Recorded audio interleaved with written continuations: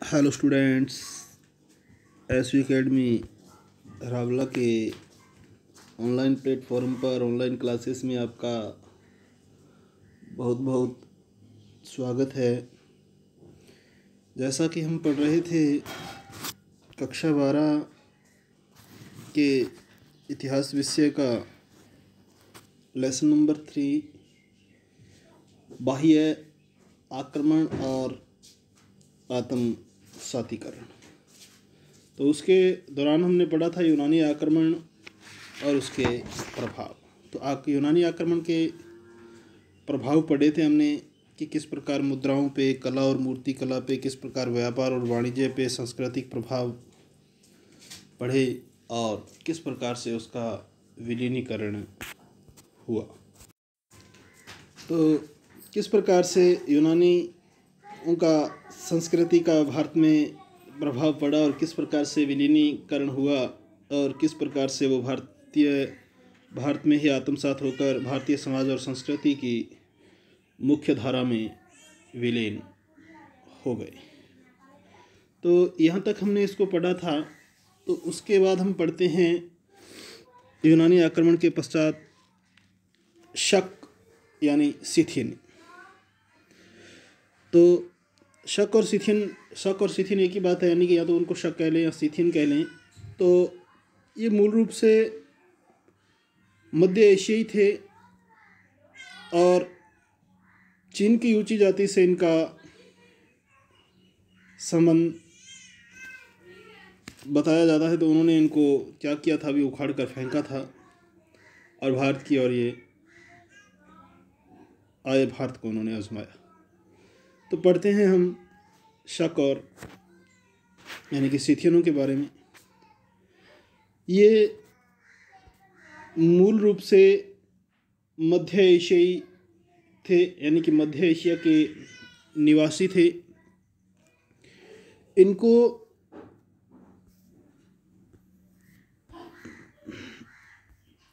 पश्चिमी चीन की यूची जाति, पश्चिमी चीन की एक यूची जाति है जो बहुत ज़्यादा फेमस जाति है। अपने इस लेसन के दौरान आगे भी इसको पढ़ेंगे। पश्चिमी चीन की यूची जाति ने इनकी मातृभूमि मध्य एशिया से इनको उखाड़ फेंका। तब से ही इन्होंने अपना भाग्य, अपनी किस्मत भारत की ओर आजमाई या अपना भाग्य भारत की ओर आजमाया। यूनानियों के बाद भारत में मध्य एशिया से आने वाली दूसरी विदेशी जाति शक थी, यानी कि भारत में सबसे पहले यूनानी लोग आए और यूनानियों का जब पतन हो गया, ख़त्म हो गए या उनकी वो भारतीयों में मिलकर भारतीय ही हो गए, तो उसके पश्चात भारत में मध्य एशिया से आने वाली दूसरी विदेशी जाति शक थी। इनका निवास स्थान सीथिया नामक प्रदेश था, इसीलिए उनको सिथियन भी कह देते हैं। सीथिया नामक प्रदेश के वासी थे, इसलिए सिथियन भी कहा जाता है और उनकी जाति शक थी। इनका निवास स्थान सीथिया नामक प्रदेश था और वहाँ रहने के कारण ही इनको सिथियन कहा गया। वहाँ रहने के कारण ही इनको सिथियन कहा गया। पहली सदी ईस्वी पूर्व में बैक्ट्रिया में यूनानी राज्यों के प्रभाव के समय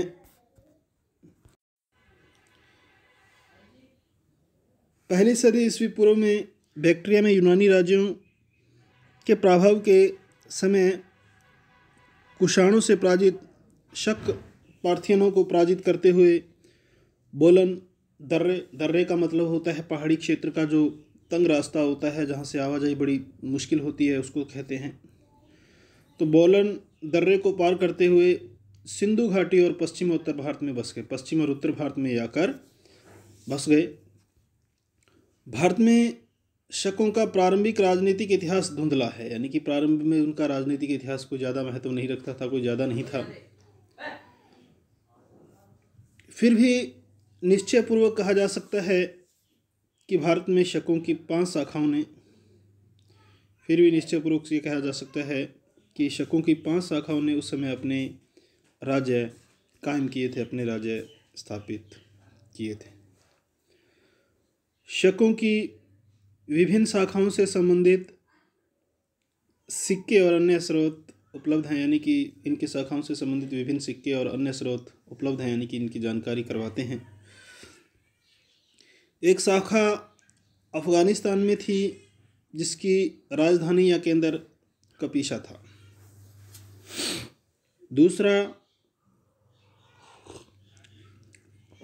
दूसरी शाखा पंजाब में बसी जिसकी राजधानी तक्षशिला थी। तीसरी शाखा मथुरा में स्थापित हुई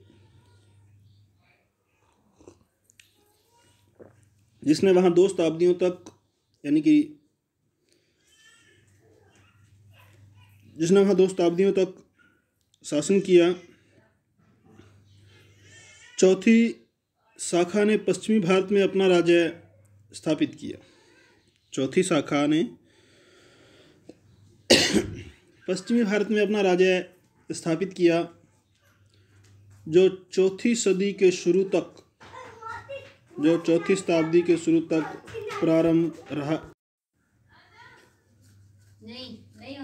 चौथी शाखा ने पश्चिमी भारत में अपना राज्य स्थापित किया, जो चौथी सदी के आरंभ तक विद्यमान रहा, जिसकी राजधानी उज्जैन थी। शकों की 5वीं शाखा ने ऊपरी दक्कन में अपना राज्य स्थापित किया, जिसकी राजधानी नासिक थी। तो इस प्रकार से ये थे शकों के 5 मुख्य केंद्र बिंदु जो इन्होंने स्थापित किए, यानी कि संपूर्ण भारत के अंदर ही थे इनके केंद्र। तो और 5वीं शाखा दक्कन थी, जिसकी राजधानी क्या थी? नासिक थी। तो उत्तर पश्चिम भारत में शकों को अपने सैनिक अभियानों में न तो भारतीय शासकों का और न ही जनता के प्रतिरोध का कठोर सामना करना पड़ा। यानी कि शकों ने जब उत्तर पश्चिमी भारत में अपने सैनिक अभियान किए तो उस समय ना ही तो भारतीय शासकों ने उनका विरोध किया और ना ही आम जनता ने उनका प्रतिरोध किया। लेकिन भारतीय साहित्य और परंपरा में 56 ईसा पूर्व में उज्जैन के राजा विक्रमादित्य द्वारा शकों पर उसकी निर्णायक विजय का उल्लेख मिलता है। लेकिन भारतीय साहित्य और परंपरा में 56 ईसा पूर्व में उज्जैन के राजा विक्रमादित्य द्वारा शकों पर उसकी निर्णायक विजय का उल्लेख मिलता है। इस ऐतिहासिक विजय की स्मृति में, इस ऐतिहासिक विजय की याद में 57 ईस्वी पूर्व में विक्रम संवत का प्रारंभ हुआ, जो भारतीय ज्योतिष गणना का प्रामाणिक स्रोत बना। शकों पर विक्रमादित्य की इस ऐतिहासिक विजय ने उसे इतनी प्रतिष्ठा और लोकप्रियता प्रदान की कि विक्रमादित्य का नाम एक महान उपाधि में प्रतिष्ठित हो गया।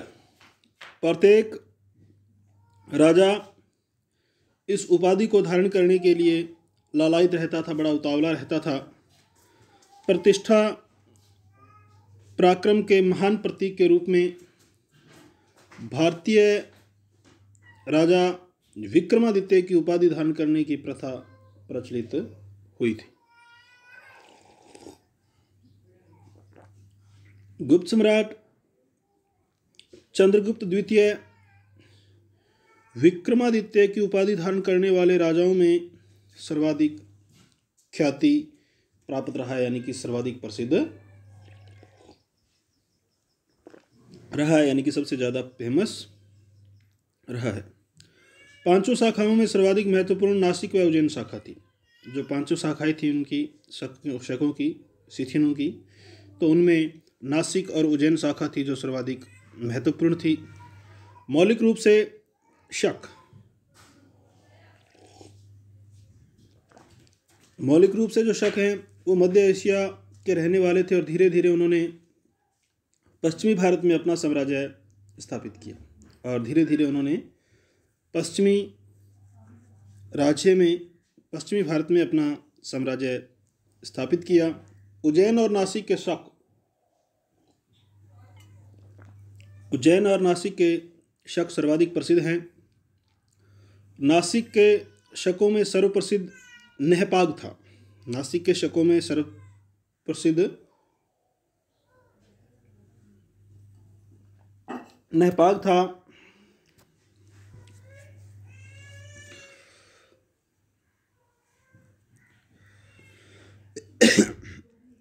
नहपान था और उसने सातवाहनों को पराजित कर उनके एक बड़े भूभाग पर अधिकार कर लिया था।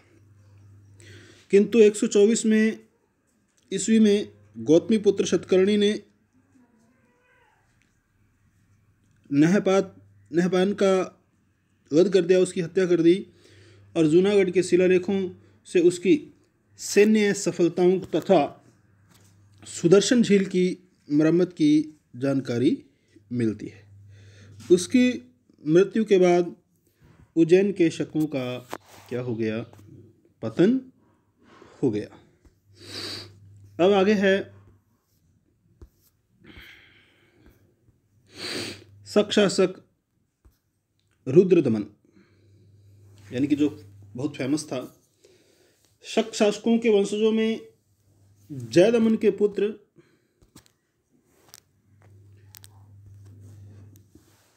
रुद्रदमन प्रथम 130 से 150 ईस्वी उज्जैन के शक शासकों में सबसे प्रख्यात था, फेमस था। भारत में स्थापित शकों के विभिन्न राज्यों में से केवल पश्चिमी भारत यानी कि गुजरात में स्थापित शाखा का ही 4 सदियों तक शासन विद्यमान रहा। गुजरात के बंदरगाहों से होने वाले विदेशी व्यापार ने उन्हें भारी आर्थिक समृद्धि प्रदान की। परिणाम स्वरूप उन्होंने बड़ी संख्या में चांदी के सिक्के चलाए। यहाँ के शक शासकों में सर्वाधिक ख्याति प्राप्त शासक रुद्रदमन प्रथम था। इस विषय में सर्वाधिक जानकारी उसके स्वयं के जूनागढ़ अभिलेख से मिलती है। यह अभिलेख शक संवत 72 अर्थात 150 ईस्वी में लिखा गया था। विदेशी होते हुए भी उसने सबसे पहले विशुद्ध संस्कृत भाषा में इतना लंबा अभिलेख जूनागढ़ जारी किया था। इससे यह बात साफ है कि रुद्रदमन ने संस्कृत को बढ़ावा दिया। यह उसी शिला पर उत्कीर्ण है जिस पर अशोक के 14 शिलालेखों का एक सेट और गुप्त सम्राट सकंदगुप्त के 2 लेख भी उत्कीर्ण किए गए हैं, लिखे गए हैं। तो आगे है सुदर्शन झील का जीर्णोद्वार। जूनागढ़ लेख में रुद्रदमन द्वारा सुदर्शन झील के जीर्णोद्वार के विषय में रुद्रदमन की उपलब्धियों का विस्तृत विवरण प्रस्तुत किया गया है कि इन्होंने सुदर्शन झील का जीर्णोद्वार करवाया।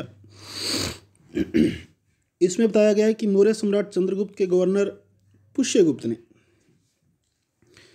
गिरनार के समीप जन कल्याण हेतु सुदर्शन झील का निर्माण करवाया था। अशोक के राज्यकाल में सिंचाई के लिए इसी झील से अनेक नहरें निकाली गई थी। अनेक शताब्दियों तक यह झील सौराष्ट्र के किसानों के लिए सिंचाई का महत्वपूर्ण स्रोत थी। रुद्रदमन के शासनकाल में अतिवृष्टि के कारण यानी कि अत्यधिक बरसात के कारण सुदर्शन झील का बांध टूट गया तथा दरार आ गई और इसका पुनर्निर्माण करना बहुत कठिन व खर्चीला था।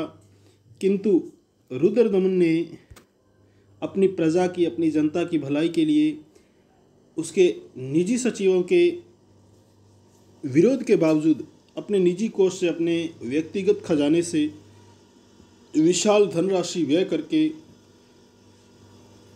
बांध का पुनर्निर्माण करवाया, यानी कि उसका दोबारा निर्माण कराया, तथा प्रजा पर कोई अतिरिक्त कर भी नहीं लगाया। यानी कि इतना जनता का वो हितैषी था कि उसने उस सुदर्शन झील का जो बांध अत्यधिक बारिश से टूट गया, उसका अपने सचिवों के विरोध के बावजूद भी उसने अपने व्यक्तिगत कोष से, व्यक्तिगत खजाने से विशाल धनराशि व्यय की और उस बांध का पुनर्निर्माण करवाया, उसका दोबारा निर्माण करवाया। और इससे भी बड़ी बात कि उसने आम जनता पर, प्रजा पर कोई भी अतिरिक्त कर या एक्स्ट्रा कर नहीं लगाया।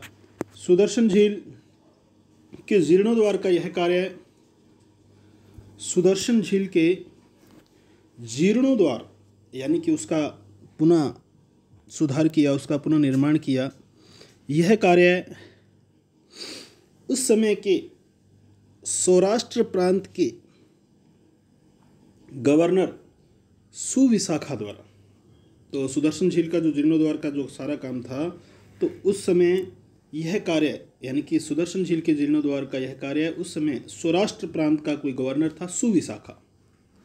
क्या नाम था उसका? सुविशाखा नाम का गवर्नर था। उसके द्वारा संपूर्ण करवाया गया, उसके द्वारा पूरा करवाया गया था। तो आगे हम पढ़ेंगे साम्राज्य विस्तार। आगामी ऑनलाइन क्लास के दौरान हम पढ़ेंगे साम्राज्य विस्तार। तो आज इतना ही। तो आपको करना है क्वेश्चन शक अथवा सिथियन, एक ही बात है, तो इनके बारे में विस्तार से चर्चा करनी है कि ये मूल रूप से कहाँ के निवासी थे, इस पर टिप्पणी लिखनी है। तो आज के लिए स्टूडेंट्स इतना ही। बहुत बहुत धन्यवाद। जय हिंद, जय भारत।